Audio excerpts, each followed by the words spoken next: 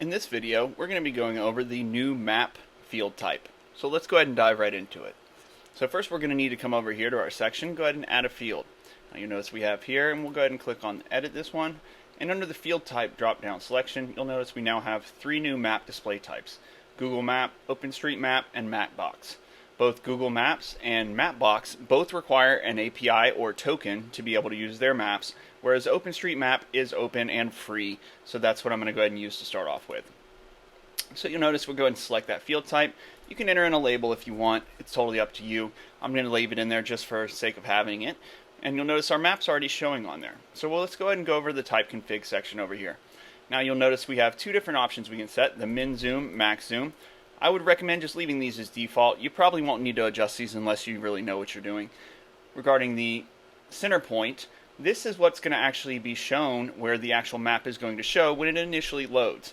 Now with that said, when the map loads, it's going to auto size itself to include all of the actual listings that are shown on the actual initial page load, which you'll see in a moment. So what you'll need to do here is you'll need to enter in some latitude and longitude coordinates separated by a comma. There's an example right here that'll show you how to do this. If you don't want to set that, it's totally up to you. So let's go ahead and save this. And you'll see, you can already tell over here how it resized itself. So let's go ahead and make this a little bit bigger just so we can see it for sake of a visual learning. Let's move it up. And now you'll notice when I actually resize the map here inside of the grid, it's showing a little awkwardly here. The easiest way to resolve this is just come over here, click the save button, and you'll notice it will automatically update for us. Now as you can see, it's resized everything, and you can actually see that all of the listings that are actually showing right here on this page right now are showing in this actual map. You can come in here, you can click on these, and you'll have a little thing here where you can actually click to go to the listing itself. Now these initial ones are just including just the title. In an update, I'll add a feature to where you can kind of customize how these look, be able to pull in some more of this information from the actual listings themselves. The issue is that with all the different themes and the way that people modify the actual templates here, when I was going through the testing, I ran into a bunch of issues. So for the initial release of this field type, we're just going to have the title in here, but I'll add some more features later on. That's about it for the actual map type. Now let's go ahead and dig into some of the features. One thing to notice too, as you'll see when I try to drag through here, if you want to drag around in the actual map, you'll need to come out of edit mode to be able to do this. Otherwise you won't be able to, because it's going to think you're trying to move the map around. So let's go back into edit mode. Let me go ahead and show you the Google Maps and the actual MapBox one. So Google Maps, you'll see we come over here, and under type config, you'll notice here's where you will actually enter in the API key. You can also set a custom language, custom region, totally up to you, and then the other options as they show here. Same thing with MapBox. It's not going to show anything right here because we don't have a token put in, but this you'll have to make sure you put in a token as well for MapBox. Let's go ahead and switch back to OpenStreetMaps. That's what we're going to use for the time being.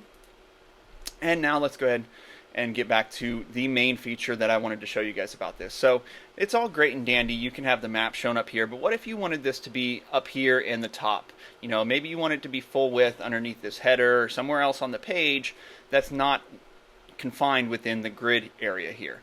Well, you're in luck because I added this feature into the initial release of the plugin, and I'm going to go ahead and show you and walk you through how to do that right now. So the first thing you'll need to do, which I recommend using Chrome for this, but most browsers have developer tools in it. First thing you need to do is you're going to need to find where you want to put it at, and you're going to actually right click and then go to inspect. And what that's going to do is it's going to open up this window for you, which is the developer tools. And you'll notice under here we have the elements tab. And this actually shows you the entire HTML structure of your website. And you can see as I'm scrolling down, you'll notice how it highlights all these different items that are actually on the page. So what we're looking for is we need to find this element so we know how to target it. So if you have a problem and you can't see the highlights, normally in the left hand corner you'll notice over here, you can select this and it'll allow you to come over here and actually find what you're looking for. So right now I'm going to be looking for this header right here. So I want to select the full one. I don't want it to be right here in this small one because see how it's contained inside there? I want it to be full width. So I'm going to actually select this one, which is the bigger full width one. Select that right there, and you'll notice it hovers over it right here. Now what the information we're looking for here is going to be either a class value or an ID value. If there's an ID value, I strongly recommend using that over a class value because there is the case that there may be this class used somewhere else on this page. Now for this actual theme, which is the 2020 theme, I know that this entry header one is going to be here by itself. So I'm going to go ahead and copy this entry header out of the class, because we're going to need that here in a minute to tell the actual search and filtering plugin where to move it to.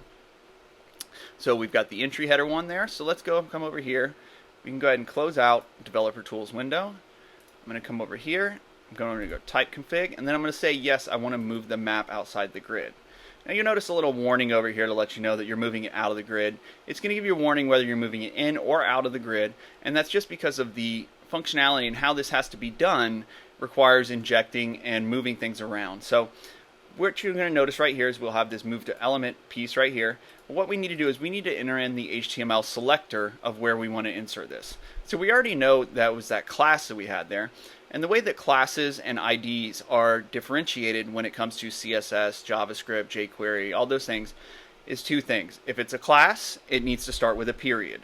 If it's an ID, it needs to start with a hashtag or a pound sign. So if I pulled that value out of there and it was actually under ID, I would actually put a hash there and then enter in the ID.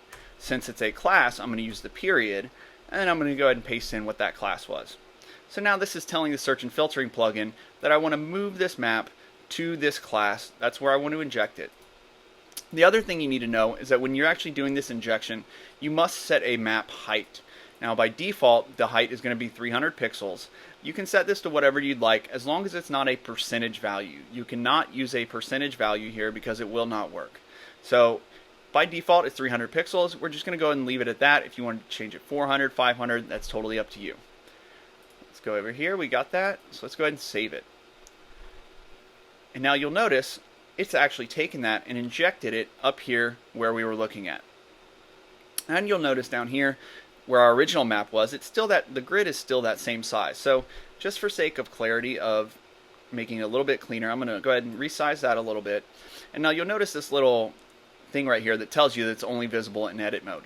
Reason being is so that you still have some way to actually come in here and edit that field if you need to when you're in editing mode.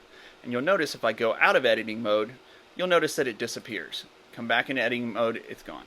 So what we're going to do here is we're going to go ahead and let's go ahead and save this first. Just make sure we have our changes saved.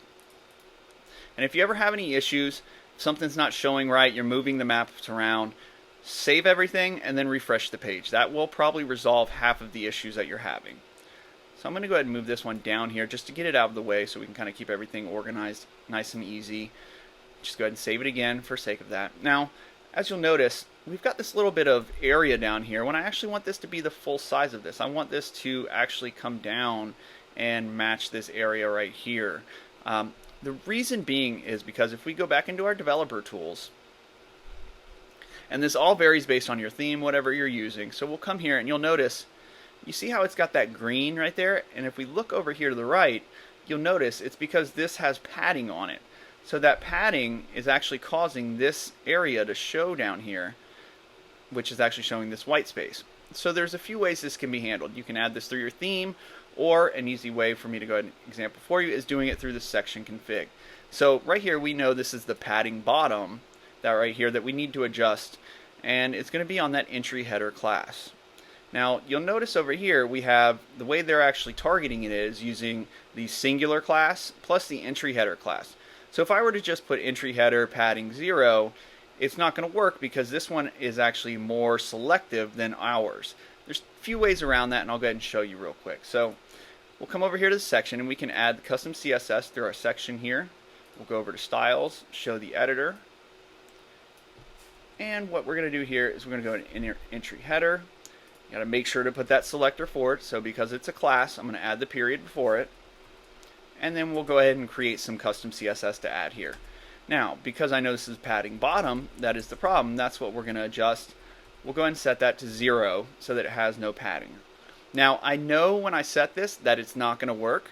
I'm just doing this just to show you real quick what we would have to do to solve some issues like this if you're not sure why it's not working. Go ahead and save that. You'll notice this doesn't work. And the reason being, and I'll actually quickly show you this just so you can see. You'll notice, you see we have ours here, but it's crossed out. That's because I mentioned earlier, this selector is actually more selective than ours is, so this takes priority over ours. There's two ways to approach this. You could either use a more selective class, so you could take this ID, put site content first, and then entry header, or you could actually use what's called the important signifier on it. So two options here. Let's go back in it and I'll show you again. You can come over here and you can type important, and that basically tells it always use this value. This is what I want you to use. Save it, page reloads, and now you'll notice we've got that, it's gone. And that's pretty much how the map field works. I hope to add some more features for you guys in an upcoming release, let you guys kind of know how things go, and can't wait to see what you guys can build with this.